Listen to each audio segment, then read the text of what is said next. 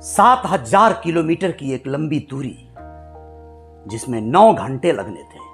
अहमदाबाद से लंदन की एक लंबी उड़ान एयर इंडिया से, लेकिन महज 2 मिनट में ही वो उड़ान खत्म हो गई।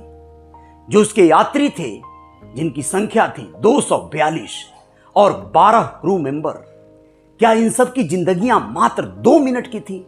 सोचिए कितने अरमान, कितने सपने, कितनी ख्वाहिशें लेकर ये सब उस उड़ान में बैठे होंगे, एक बड़ी सी बोइंग 787 में, जिसका नंबर था AI 171।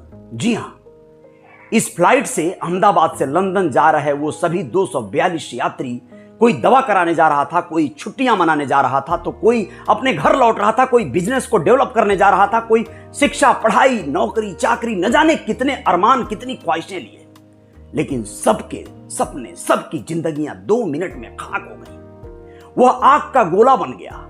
आखिर ऐसा क्यों हुआ? इतनी ज्यादा टेम्परेचर, गर्मी वाले उस वातावरण में सोचिए, वह बड़ी सी जहाज में जितना पेट्रोल, जितना फ्यूल भरा रहा होगा, आखिर वो जलाने के उसे काम तो आता ही ना। उसमें खराबी जो हुई, तकनीकी खराबी, क्या सारी चीजें, ये सब बातें बाद की हैं, लेकिन अभी बात करेंगे उस विषय पे जब एयर इंडिया के इस संचालन के जो मुख्य कर्ता धर्ता थे, टाटा ग्रुप ने यह तो कह दिया कि हम मृतकों को, परिजनों को 1-1 करोड़ रुपए देंगे। लेकिन सोचिए, 1-1 करोड़ रुपए तो ठीक है, लेकिन क्या वो सभी के लिए पर्याप्त हैं? जो लोग चले गए वो क्या लौट के आ पाएंगे? उन रुपयों में उनकी कमी को भरा जा सकता है क्या? हाँ, ये अलग बात है कि रुपए से बहुत सारे जख्म भरे जा सकते हैं। इसमें कोई सामान्य लोग नहीं, बहुत सारे विशेष लोग भी बैठे रहे, जिनमें से एक नाम भारतीय जनता पार्टी के एक बड़े नेता और गुजरात के पूर्व मुख्यमंत्री विजय रूपाणी भी थे। वो भी अब इस दुनिया में नहीं रहे।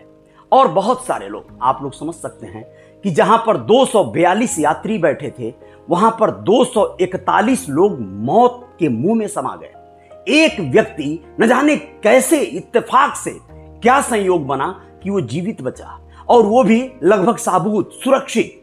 वो व्यक्ति कहता है कि जब फ्लाइट उड़ी तो उड़ते ही लगभग 30 सेकंड में ही उसमें आग लग गई, और आग लगने के बाद अफरा तफरी जो मची, उसके बाद मुझे क्या हुआ कुछ होश नहीं है। जब होश आया तो मुझे कुछ लोग उठाकर एम्बुलेंस में डाल रहे थे, और मैं अपने भाई को ढूंढ रहा था, क्योंकि उसका भाई भी उसके साथ यात्रा कर रहा था। अहमदाबाद के इस भयानक प्लेन हादसे के शिकार हुए लोग पहचान में नहीं आ रहे हैं। सबका DNA टेस्ट कराया जा रहा है। भारत की सरकार और सारे सिस्टम मिलकर जो है इस पर कार्य कर रहे हैं, लेकिन ये सब बात तो अलग है। लेकिन अब ये जो 268 निकल के सामने आ रहे हैं, वो क्या है? आप सोचेंगे कि जब 12 क्रू मेंबर थे, 242 लोग ही यात्री थे, तो बाकी के लोग कौन थे? तो आप लोगों को बता दें कि उसमें 4 MBBS के स्टूडेंट थे, और एक डॉक्टर की पत्नी भी मौत के मुंह में समा गई। ये कैसे हो गया? क्योंकि एरोप्लेन जिस बिल्डिंग से टकराई, या यूं कहें कि जिस बिल्डिंग पर गिरी, उस बिल्डिंग में डॉक्टर ही तो रहते थे। उस समय उस बिल्डिंग में 50 से 60 डॉक्टर मौजूद थे। वह BJ साइंस और सिविल अस्पताल का बिल्डिंग था। आप लोगों को बताएं कि यहां पर जो डॉक्टर थे, उनमें से लगभग 15-16 लोग घायल हो चुके हैं। वह बिल्डिंग का अच्छा खासा एरिया, इलाका ध्वस्त हो चुका है, मलबा बन चुका है। अभी भी मलबे में शवों की तलाश जारी है कि कहीं कुछ आंकड़े गड़बड़ न हो जाएं, कहीं कोई ऐसा ना हो कि कोई जीवित या घायल उसके नीचे दबा पड़ा हो। डॉग स्क्वाड लगा हो, हर स्तर से सिस्टम अपना काम कर रहा है। ऐसे में प्रधानमंत्री नरेंद्र मोदी भी सुबह 7:30 बजे अहमदाबाद पहुंचने वाले हैं। ये सब कुछ हो रहा है, लेकिन सोचिए ये हादसा कैसे हो गया।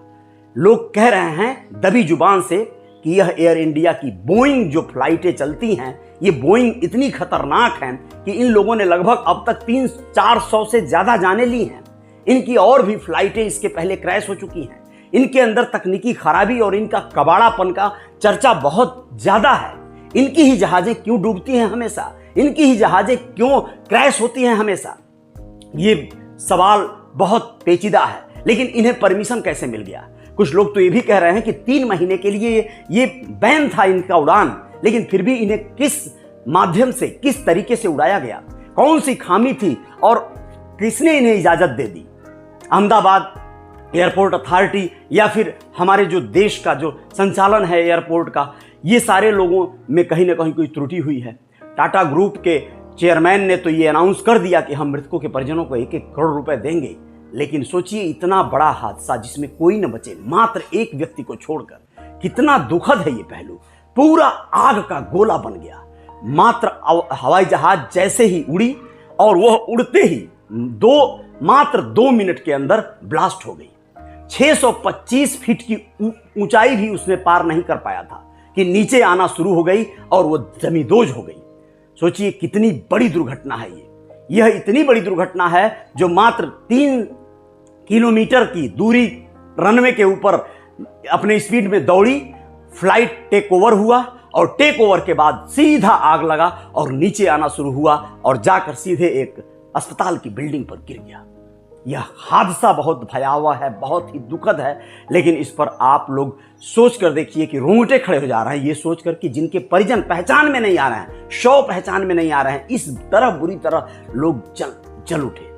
फ्लाइट में जब दुर्घटनाएं होंगी या जितने हम संसाधन ढूंढते जाएंगे जीवन में, उसमें जब जब कोई क्रैश होगा, जब जब कोई दुर्घटना होगी, तो फिर उसमें बचने की गुंजाइशें भी कम हो जाएंगी। वो पहले के ज़माने थे जब लोग बैलगाड़ी से यात्रा करते थे, साइकिल से चलते थे, तो सोचिए उसमें संभावनाएं भी दुर्घटनाओं की कम हुआ करती थी। लेकिन जैसे जैसे हम स्पीड को अपनी गिरफ्त में लेते गए, वैसे वैसे हम मौत के करीब भी तो होते चले गए। यानी उसमें कोई गुंजाइश ही नहीं बचती है। जितना आप स्पीड में रहेंगे या कम समय में अपने लक्ष्य को पाने की इच्छा रखेंगे, उतना ही ज़्यादा आपके जीवन को खतरे बढ़ जाएंगे। खैर, जीवन थमने का नाम नहीं है। ऐसे ही हादसे बहुत बार हुए होंगे और बहुत बार होंगे, लेकिन इस पर जो भी उसमें आप लोगों को बताएं कि यहाँ पर कनाडाई कुछ नागरिक भी थे, यहाँ पे तुर्की के भी कुछ नागरिक थे, अलग विदेशों के भी कुछ नागरिक उसमें सवार थे और भारत के सबसे ज़्यादा नागरिक उसमें सवार थे। यह दुर्भाग्य है। सभी की आत्माओं की शांति के लिए हम प्रार्थना करेंगे और आप सब भी करिएगा। जय जयकार जारी रहेगी। आएंगे कुछ और खबरों के साथ। जय हिंद, जय भारत, नमस्ते।